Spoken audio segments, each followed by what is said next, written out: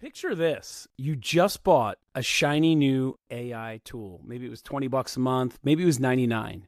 Maybe someone in a Facebook group swore it was going to change your life and that's why you bought it. And then 3 weeks later, you haven't opened it once. Does that sound familiar? Now imagine that same feeling, but the total cost is $400,000. Yeah, 400 grand. And only 11% of your team even touched it. That's not a made up number. That's a real company.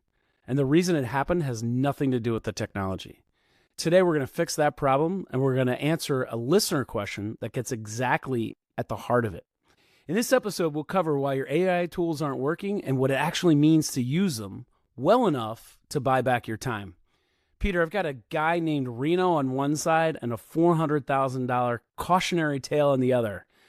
Are you ready for the show today? Oh, I feel pain already. I'm Joe Downs. With me is Peter Swain. We're just a couple of successful idiots who figured out how to use AI to improve our lives and run our businesses. And every week we're blown away by its power. And we hope you are too. So here we go. But before we do, Peter, true or false, AI has done more for small business owners than the entire British Industrial Revolution. Patently false. The AI revolution is courtesy of Sir Geoffrey Hinton, the godfather of AI, who's unfortunately British. So, and you wouldn't have computers if it wasn't for the Industrial Revolution. So you're welcome. Ooh, interesting. All right, I told you in the green room. I was curious to see how that would get answered. Usually, I would say, in turn, do more, will have a larger societal impact than the Industrial Revolution. That I'd say. Okay, interesting. All right. Yeah, I was looking forward to that one because usually AI wins, but you took the side of the Brits. You put it against the Empire's legacy. I can't possibly agree with that. I thought that was tea. That's part of the Empire. All right, fair enough. Oh, cheers. No, cheers to you. All right, first, a listener named Reno wants to know about an all-in-one AI subscription platform that we've seen advertised. It's a good question, and the answer connects to actually the $400,000 mistake that a lot of companies are making, and actually a lot of people are making at a much smaller scale. Same mistake, different number. Then there's a guy named I hope I don't mispronounce this. It's Michael Keatses, Kitces. I saw a post, so I apologize, Michael, if I butchered your last name. Keatses. Anyway, posted something about a $500,000 ceiling, which something Dan Sullivan would call ceiling complexity. In this case, it was a $500,000 ceiling. I think specifically within the niche that he, advises people on. But I think every business owner has their own ceiling, and that's the point. That's what really hit home for me. Was 500,000. Well, we'll get into it, but I think this is something that every entrepreneur, every business owner, anyone who's trading time for money is hitting the ceiling just differently. So, but first, let's get to Reno because we got an email from a listener his nickname, I guess, is Reno, full name, Onofrio de Janeiro. I hope I said that right. Why did you even try and say that one? Well, I don't know. You could have just gone with Reno. You just set yourself up. All right, we'll stick with Reno. We'll stick with Reno. He's been listening. He's already using AI, and he writes, I've started seeing all this marketing for platforms where you get multiple AI tools, kind of reading, I'm kind of paraphrasing here, in one subscription. So he referenced Mag AI. Actually, I haven't even heard that one. AI Zolo, Galaxy. Yeah, GenSpark, Galaxy. One or two of them advertised during Super Bowl. I remember seeing that. And a bunch of others. Can you talk about whether or not they're worth it or what the downsides might be? And before you do, Peter, Reno, we're going to get you that answer, but your question made me think of first, and Peter, this is back to the post I saw, I think it was a LinkedIn post, caught my attention about the $400,000 cautionary tale. The post is by Sherry Levitt. God, what? I'm terrible. Just stick with first names. I probably just butchered the two easy names and nailed the harder one. Sherry Levitin. Sherry Levitin. All right. She's a sales trainer, big name in her field from what I can see. She's posted something this week that I think is the real answer to Reno's question. And that's the company that spent 400 grand on AI sales tool and had an 11% adoption rate. So now, Peter, no one listening is spending 400 grand. At least I don't think our listeners are spending 400 grand on AI.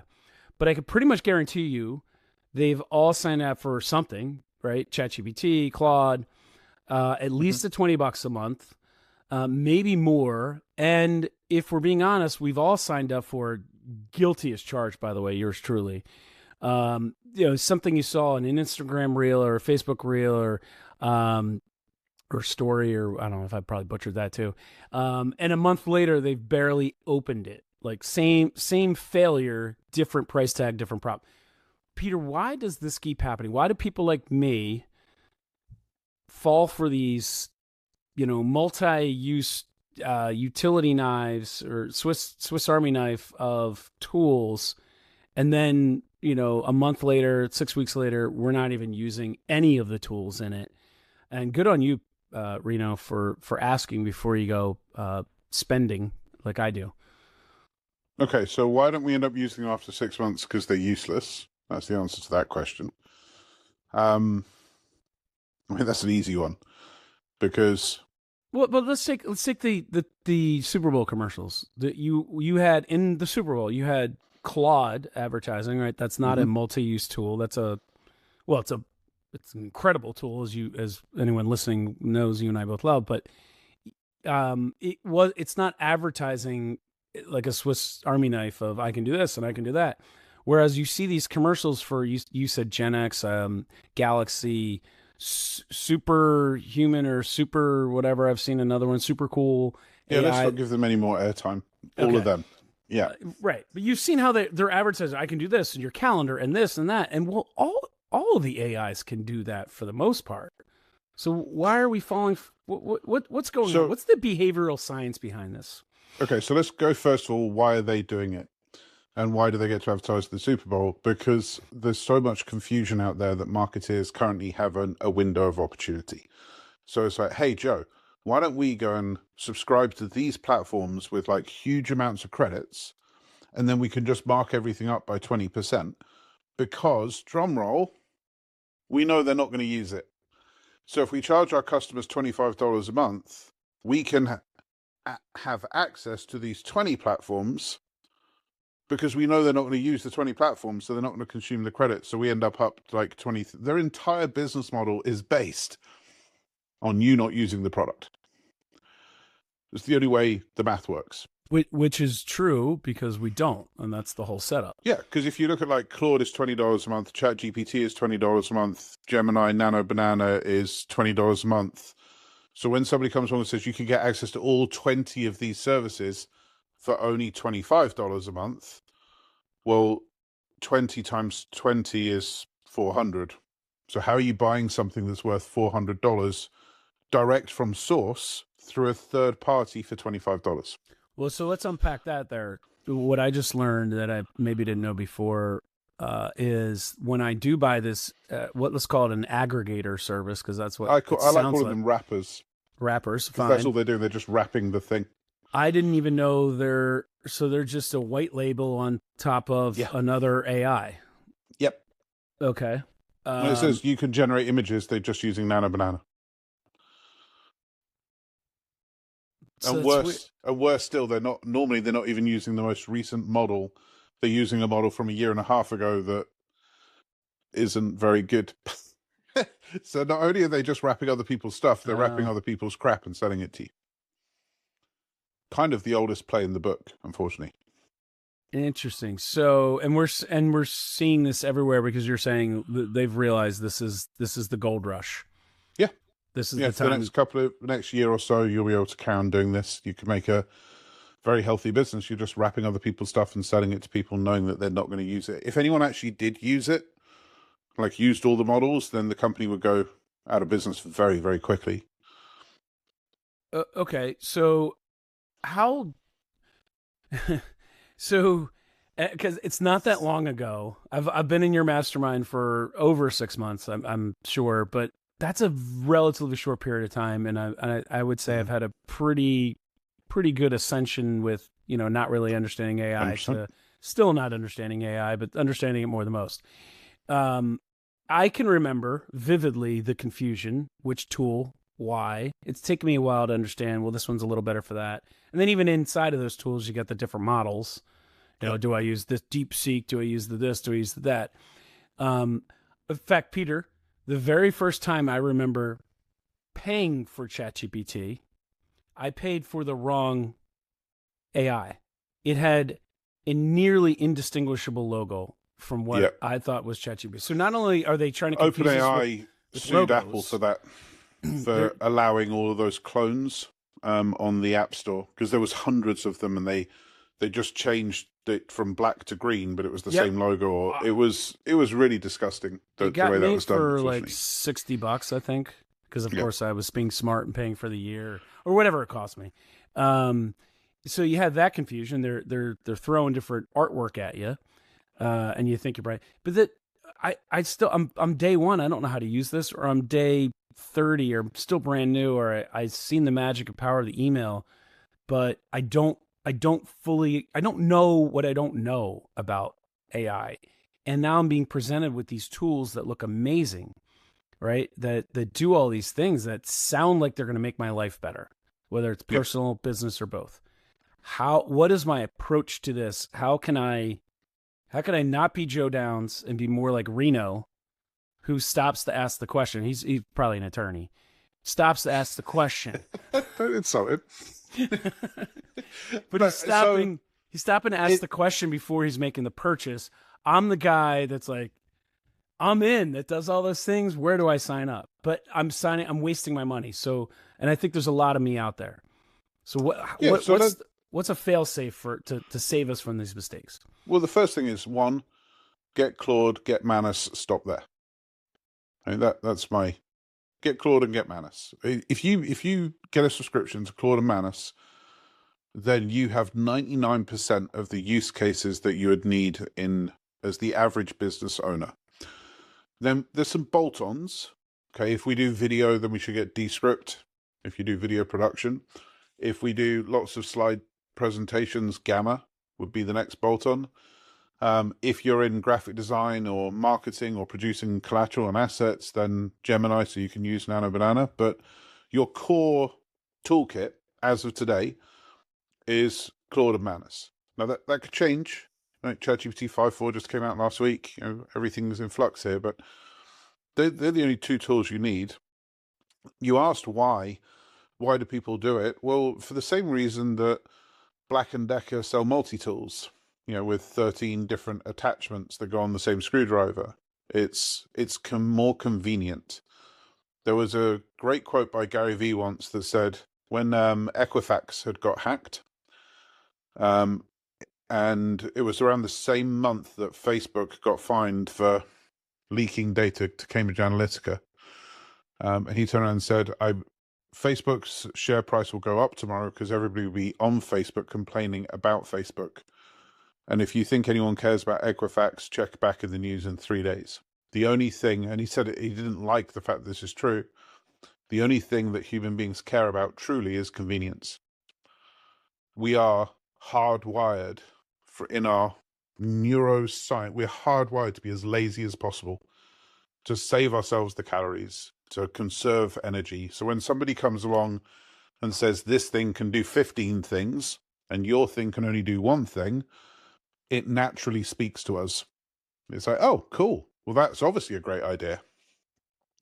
So yeah, it's unfortunately, really, genuinely, it's just a bit of a shill. Like there's no good reason for it. Is there a test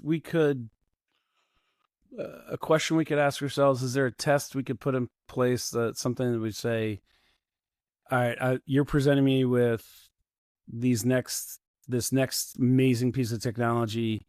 How do I know if I need it? Is there something that I could say to myself, look, if it doesn't do this or if it doesn't do that? I'm just looking for So, first of all, just don't do that. One of the things that people get wrong in something like AI, and you know my background. I've been in like behavioral marketing for 30 years, and so I've been in disruption all of my life. And I have seen so many people run to the disruption and then try and frame a business use case around the disruption. And I've never really understood, because to me, it's the other way around. Come up with the business use case and then go and find the technology that will satisfy the thing that you're trying to achieve as a business. So is there a test of a new technology? To me, that thinking is upside down. The right way is to say, my referral rate from my customers is 1 in 15. If I was to get my referral rate to 1 in 13, it would make me this much money. And then have a conversation with Claude and say, how do I go about doing this? What is it I need? What tools do I need? What experience do I need? What people do I need? Help me put a plan together to achieve this thing. Okay, so here's what I just heard.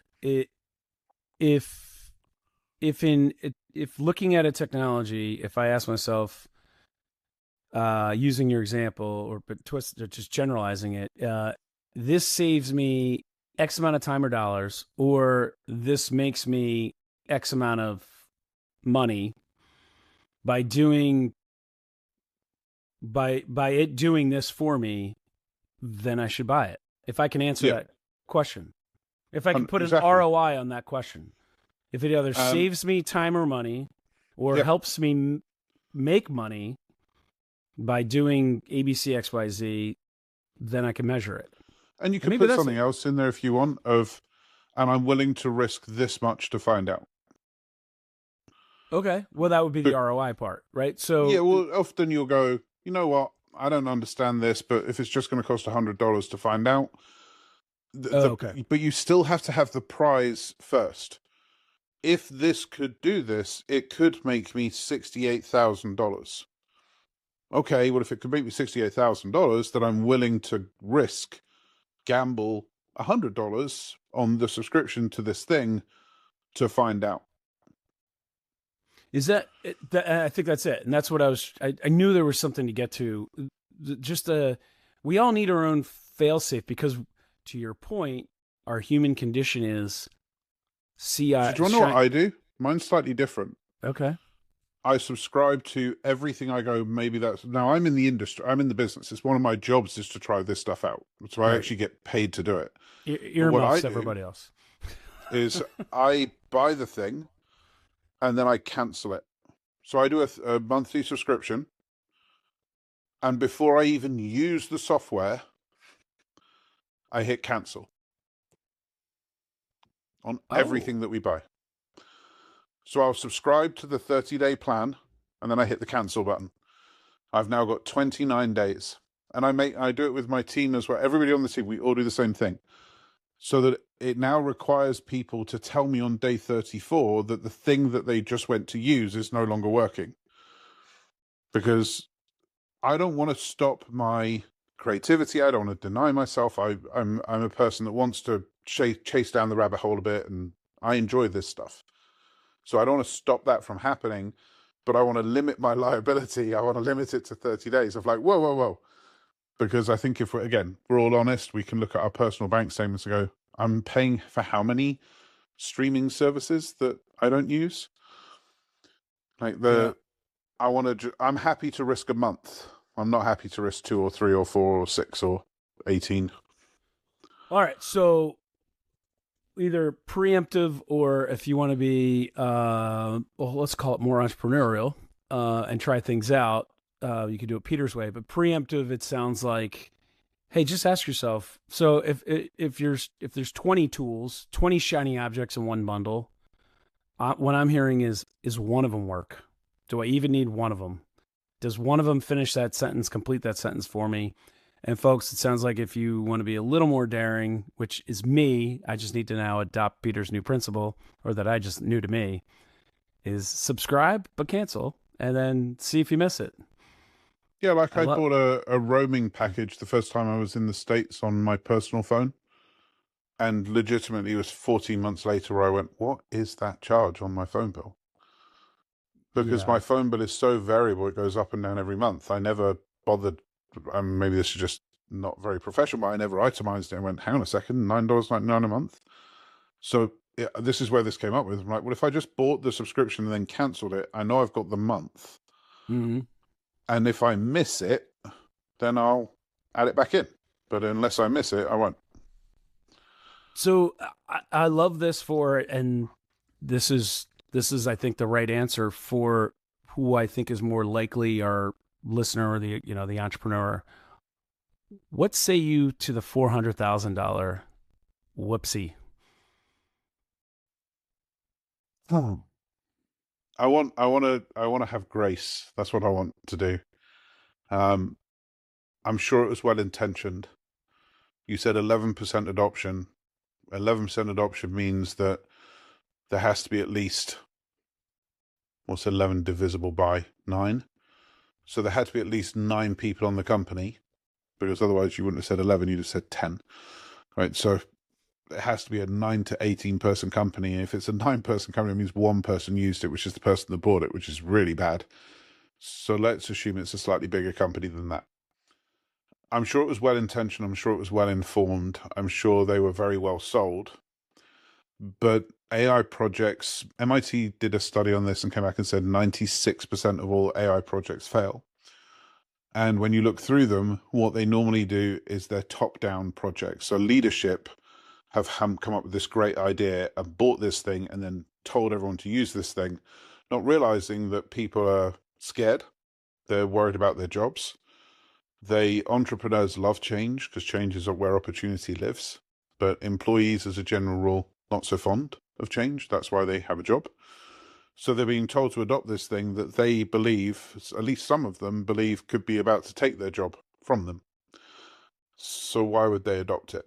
So it's not normally about the technology. It's normally about, ironically, it's the humanity that goes wrong in the introduction of the technology. It's not actually managing and leading and coaching your teams and going, hey, this is what this is what it does, this is how it works, this is why we should use it.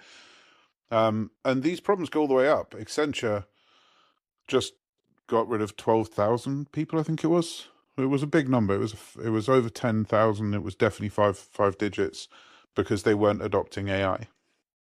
So some of Yeah. the brightest consultants in the world, and they're being removed by companies like Accenture because they don't want to do it.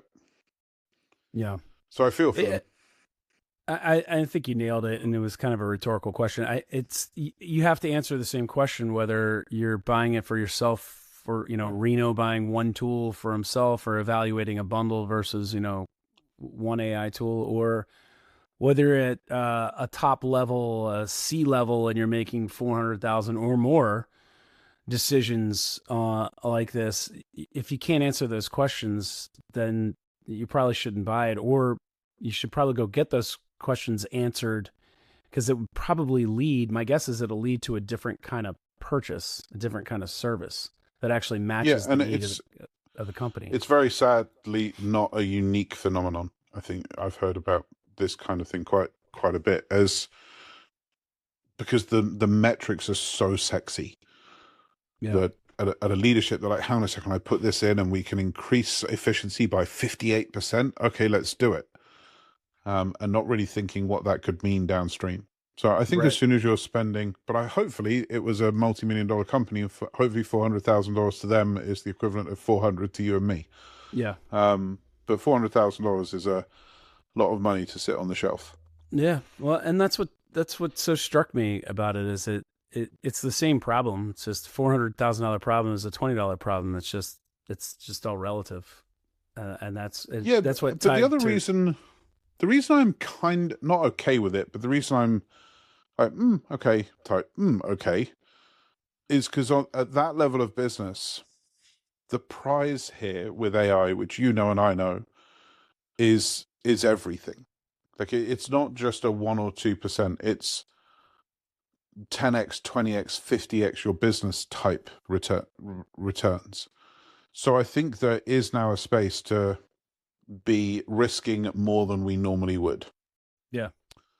Um, because if everything's changing, which it is, it's kind of beholden on you to make sure you're at least keeping up, if not trying to get ahead of the thing slightly. So I think you are going to see more people place bigger bets, and some of those will work and some of those won't. So it's having some framework of ROI based thinking around what is the metric we're going to move and what is the unknown, what is the human factor that is going to resist this change, I think is absolutely key. I mean, in a lot of ways, that's the bet I'm making right now on building StorageMoguls.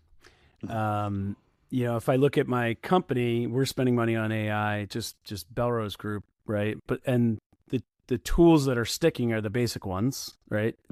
They're fulfilling needs. My employees, partners, they're using it and slowly adopting it more as they're realizing and being fulfilled by the results of it. And they're having those aha moments that, eliminate maybe some specific annoying task every week. But I'm making a bet on StorageMoguls, Peter, and obviously you're helping me build it. And for those listening, Peter's literally my consultant on it. We're using AI. I'll explain it real quick, and I guess it's going to come out like a commercial, but we're using AI to educate students in completely new ways, right? So the how-to guides, the Google Notebook LM, which allows us to use multimodal educational techniques, so people can have an immersive experience, it's except we're actually getting it. What I'm seeing from folks, because we built GPT tools, we're actually getting adoption first in a lot of ways and then implementing it. But we are taking that leap that you're talking about, assuming that folks that want to learn more about self-storage and storage in general, that want to join our community at StorageMoguls, I'm taking a leap that they're going to use this AI, right? That's kind of baked in here. When we're on the weekly calls, you actually, I'm sure you've noticed it, you actually see me push back on the team when they try and use too much AI. That's They're true. like, what? I'm like, no, calm down. I want to see a human run this prompt first, and I want to SOP the human first so that we actually know that, because one of the worst things about tech is if we put a full automated solution in, and it's going to sound like I'm speaking against you, and I'm not. What always happens is the client or the owner goes, oh, that isn't what I meant. Because the client or the owner very rarely has briefed technical people. It's not your area of expertise. So you don't know what you don't know in order to tell me everything I need to know. So if I roll out the $100,000, $1 million AI solution, and you then say the dreaded words of that isn't what I meant, we're about to delete $500,000 worth of technology, literally, and do another $500,000 worth of technology. So in any project where you're walking into the unknown, which AI certainly is, minimum viable product should be your mantra. How do I get the smallest investment in time, money, and energy across the line in order to prove whether this works before I start automating, Claude Code, Skills, OpenClaw, all these big words are wonderful. Once you know that if the human presses the button and copies and pastes in the thing, the output is what you want. The flip side to that, and I thought you were going here, is the owner on with your team, and this is a real life example that you've also said no to on my behalf, is the owner, when presented with shiny new objects, wants them because they're shiny and they're awesome looking. And in a universe where everyone just adopts AI all the time, they make a ton of sense. 100%. But back to this 11% adoption rate, and which is assuming would grow from there, right? It's a question of, well, how much money am I spending to get a tech I don't need yet? Maybe we'll introduce it later. I think it's actually worse. If you start saying yes to all the shiny objects, then it's not even just how much you're spending. It's the fact that you'll probably never get your project live, ever. Because it becomes this kind of drama triangle of self-fulfillment of what happens is you, in this case, will go, oh yeah, let's do that. That would be amazing. So the consultant goes and does it. And now you've just given them a head pat and you've given them a dog treat and you've expressed to them that your happiness is dependent on them finding you new cool stuff. Yeah. So they're now going to go and find new cool stuff and go, look, I found another one. And you're like, wow, that's great. Let's do that as well. All the while, the metric of, in StorageMoguls' case, 4,500 students enlisted in a platform receiving weekly education has been pushed to the wayside next to this cool and shiny. Yeah. It's like, and the cool and shiny of today is not cool and shiny tomorrow. So by the time you implement it and get it and schedule it and test it and verify and validate it, it's not even shiny anymore. So you just bought something dull and boring. Yeah. I like getting a solid business up and running. Sorry, apologies everybody, and then layering on top of it versus just pursuing the sexy thing. No, and I've noticed that, and I appreciate that, because AI is so new to all of us. I'm blown away by it constantly. And, and just and for everybody else, in my weekends, 100%, I've got OpenClaw running, and I'm doing VPNs into Telegram, and I'm trying to write books with Claude Code and skills and chaining this and da da da da da. But when you rock up at the office, whether it's a home or thing, it's drama and math. What is the math? What am I trying to achieve? What metrics am I trying to move? Don't give away all of our future episodes. All right. I didn't intend for that to turn into a commercial, but you might as well finish it, Peter. You're basically building, guiding, consulting this development of this platform and business for me. I'm absolutely happy to vouch for you. I'm a proud mastermind member. How do people reach you? We might as well finish the commercial I'll tell you what, I'm gonna surprise you, and I'm gonna tell you what more about it later on. What I think people should do is reach me on like socials and stuff, Peter Swain 24/7, and what they should do is they should DM me what is hypertuned. DM you what is hypertuned. What is hypertuned? And where do they do that? They can do it where peterswain.com, the website, or Peter Swain 24/7 on any of the socials. All right. You don't even know what it is yet. I don't. I'm intrigued. We have a cool schedule. It's the latest and greatest thing in the world ever. I can't compete with that, because you haven't finished my business to compete with that. So all you can do for me, if you're interested in real estate, is go to StorageMoguls.ai and register. But it's coming soon. But it sounds like it's coming after Hypertuned. or at the same time. Or around the same time. Love it. All right. So little commercial detour, didn't mean to happen here. But Reno, that's your direct answer. Those all-in-one platforms are almost always thin wrappers and existing models, around existing models, and you're paying for convenience. And you've nailed a single use case, or you need to nail a single use case, right? So thin wrappers around outdated models as well. Outdated models, even worse. That's even worse. So go back to that sentence that what does this specifically say for you? Can you calculate an ROI? Answer that. Then and only then, I think, does the platform question even matter. So, and if you can't calculate it, how much are you willing to risk to validate it? Okay, good one. I like that add-on. Awesome. Thanks for the email. Keep those Dear Idiots emails coming. idiots@successfulidiots.com. All right. Next, because Reno's question was so interesting, it actually it touches on two different things I saw this week that I wanted to bring together into the show. So saw another post. Michael, as I referenced in the opening, Michael Kitts. I'm just saying Michael. He's a big name financial advisor. He's a big name in the financial advisor world, I should say. He's got a lot of followers. And posted something this week about research showing, I thought this was so interesting, that income and life satisfaction basically stop moving together at around $500,000 a year. Mm-hmm. So I'm assuming it means they're moving up together and they plateau around 500 a year. It was research done quite a while ago, and it says that happiness and personal income scale up to $72,000 in direct correlation. So that 500,000, I'm assuming, is company revenue versus take-home revenue.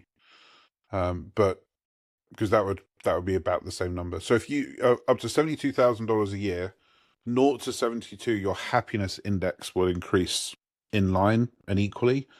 And at 72, it starts tailing off. The reason being, at 72,000, you can feed yourself, feed your kids, feed your family, buy a car, go on holiday once a year. Like you've achieved a basic, unless you live in California, obviously, you've achieved a basic level of income.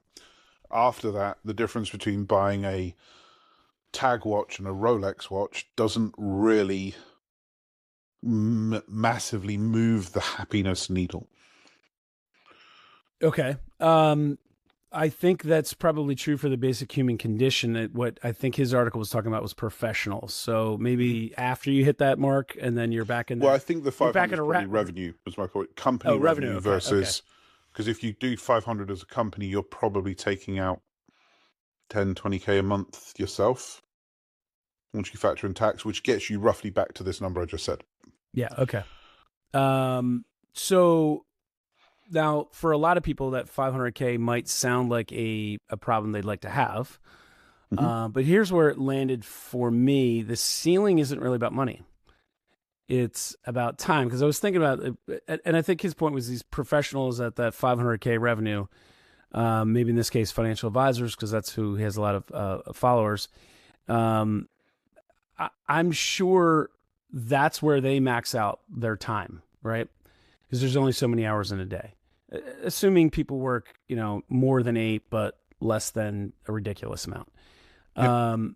So that's why, for me, when I read that, I was like, well, that's really interesting. Even if it disagrees with your sentiment that it's 72 and it's revenue, even if that's actually income, the point is they've hit a ceiling, right? So that ceiling, though, is 500,000. That's a big number for a lot of people. My point is, I don't think the number matters, and that's kind of your point too. Well, to me, it's the hours, because hold on, all of our margins are different, and AI is changing that. But as a financial advisor, my margin is different than, let's say, me as an electrician, right? So in the same amount of work, kind of. Hold on. There's an important little detail to add in. Go on. Okay. Well, the point of me asking the question, then you can rip it up and chew it up and spit it out. But the point of me asking the question is, if I have a higher margin with the same amount of hours, and let's say that gets me to 500 grand, or I have a small donut shop, right, or bagel shop, I still only have the same amount of hours as the financial advisor. But my margins on where I can peak out revenue wise, or even take home pay wise, they're correlated, are the same. So it's the same ceiling, not because of dollars. He was suggesting in this article, and I'm not saying he's wrong, is that at that revenue or take home pay amount, we can debate that. At that number, your life stops improving. And my point is, it's not that number, it's about those hours. Because a donut shop owner or an electrician could be just as happy as a 500K take-home pay or revenue financial advisor. Both of them have run out of revenue producing hours. How does AI help us with that? Okay. So I wasn't going to disagree with anything you said. I'm just going to add something that I think is, that I read once that I think is quite profound. One of the mistakes people make is they take their working hour, they take the 500, they take their working hours and divide it to come up with their hourly rate. But it's not true, because and they've done this, again, this is research that is scarily accurate, no matter how many times you apply it, which is, on average, people spend a third of their time selling and marketing their business, a third of their time doing the admin and legal and stuff around their business, and only a third of their time do they actually get to deliver the product or service that they get paid for in their business. The reason I think that's so important to what we're discussing is the guy that runs the donut shop and the financial advisor don't have 60 hours a week, which is what you might think. They actually only have 20 hours a week to actually do the thing, because they've got to spend 40 hours a week doing the other stuff. And this is where we can see how profound the impact of AI can be. Because can AI right now help you make a donut? Actually, the answer is yes. They have a robot kitchen that can do that. But anyway, let's pretend the answer is no. But can it do your taxes? Can it do your bookkeeping? Can it do your writing your blog post? Can it add huge amount of efficiencies into that 40 of 6? I'm going to assume 60 hours for this example. Can it buy some of that 40 back? Yes. So if you can add an extra 5 deliverable hours of work to a financial advisor that can only do 20 deliverable hours, you've removed 5 of the 40. Okay, so 1/8 of the burden, but by doing so, you've added 25% into the deliverable hours. Yeah. Because the majority of time you spend in your business is not spent doing the thing you're good at. It's spent doing the stuff that you don't want to do, that you're not very good at, in order to do the thing that you want to do. You know that I've never looked at it that way. That's why I was trying to I've interrupt you. Thank you. Well, you always have permission there, but that's so fascinating because if you think about it, we approach when I say we, I mean I'm speaking for everybody. So apologies, folks, if I'm not speaking for you. I try to sound smart, but if we look at the way I look at AI is I want it to take care of some of those other 40 hours, right? That I'm not good at. It's not revenue producing. It's indirectly because I have to do them to be able to produce the revenue. It's revenue supporting, but not revenue producing. Supporting. I always look at it like I'm just trying to get those hours back. I've never looked at it like I'm putting those hours back into revenue producing activities. And that I don't know if that's if there's got to be some sort of multiplier effect to that. It's not a linear.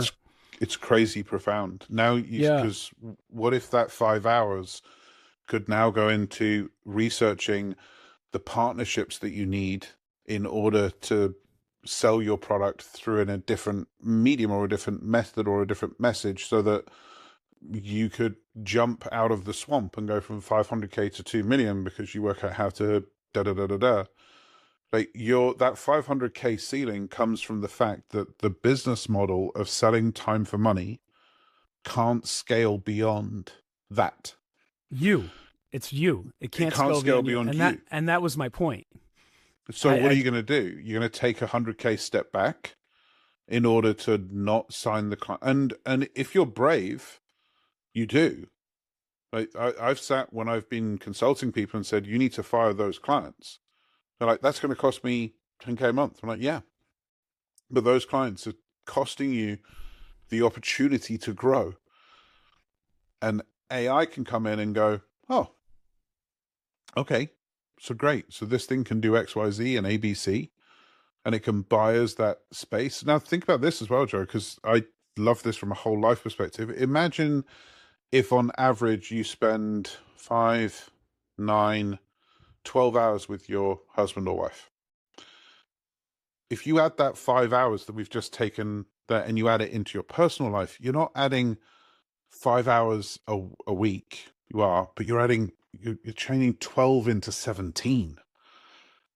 Like that's a massive difference in connection, in engagement, in intimacy, it's 30-something% more. It's a huge difference. Yeah. So human life, and especially that of a solopreneur, is wildly inefficient. Like we spend roughly 40 hours in order to do the 20 hours that we want to do. Like, what does a guy that does tires get paid for? He gets paid for putting tires on a car. What does he have to do that? He has to go to trade shows. He has to have contracts. He has to speak to Michelin and Bridgestone. He has to take deliveries. He has to do HR. He has to do finance, tax, admin. He has to pay business rates. He has to open the shop. He has to clean the floor. Like, there's like 1,000 tasks that have to happen just so that he can do the one thing that he's actually really good at, which is taking the tire off and doing that machine that goes zoot, zoot, zoot, zoot, and then putting it back on. Right? And you, as the customer, are paying for all of those other things to be done because somebody has to pay it, and you don't want to. You'd rather just pay for the tire. So maybe he could cut 10 of the hours of the admin off and then turn around and say, you know what, I'm just going to drop my prices by 20%. Yeah. It's Wow. It's wild when you start thinking through. I learned this in the hotel business when I worked out, when we were working there, and we saw that $150 a night booking only resulted in $15 in the hotel's pocket. So if we could change the price point from $150 to $155, the customer was only paying an extra $5 on $150, but the hotel was getting an extra $5 on $15. So their margin went up by 25%. Yeah, it's huge. It was a really big moment in my life when I realized the amount of inefficiency that we carry in order to do the thing we want to do. You know, I knew the ceiling. I sensed when I read it wasn't just about money. It was about time. Because when you've traded every available hour for revenue, that's how you arrive at that number. But I didn't expect us. I did expect us to go to where we went partially, which was we're trading. We can use AI to. Well, we didn't really, but we can use AI. What we need to do is a time audit, but we can use AI to get back some of those 40 hours, which is really what you were talking about. How can we use AI to accomplish the things that we're not good at and that we don't love, so we can do more of the things that we're good at and we do love, which are theoretically the revenue producing activities. We danced around it. We didn't say those specific words, but I think everybody understood it. But what I didn't expect, Peter, was the more human part of it, the personal life part, because it's not just, you nailed it. Even if you just saved 5 hours out of those 40 admin hours, let's say, and you didn't put it back into revenue production because you don't want to, you just got 33% more time back in your personal life, maybe with your wife, maybe with your kids, maybe just with a hobby. That's a round of golf. The way my brain works. Yeah, so, that's a dinner date, a round of golf, and a couple of beers with some buddies. Which, you want to change how happy you are in your life? Those three things are probably going to do more than an extra 50K. Once a week, right? That's 5 hours a week we're talking. So yeah, I didn't really expect us going in that direction, but I'm so glad we did. I love this show. I hope you guys do too. It's nothing but a pleasure. And if you don't, I'm not sure that matters, because we do. So yeah, it's true. We do. All right. I'm assuming that this many minutes into the show, you wouldn't still be listening if you didn't like it. So I'm hopeful that I didn't just speak to somebody that does. That's true. All right. Takeaway: AI doesn't fix everything automatically, but it absolutely helps you see it, start chipping away at it. And that's worth something. All right, Peter, great show. If you enjoyed it, like we did, I know I did, and Peter just said he did, give us a like, a subscribe, or a follow, or whatever says, hey, remind me, and I'll share it with your network if you wouldn't mind. We appreciate it.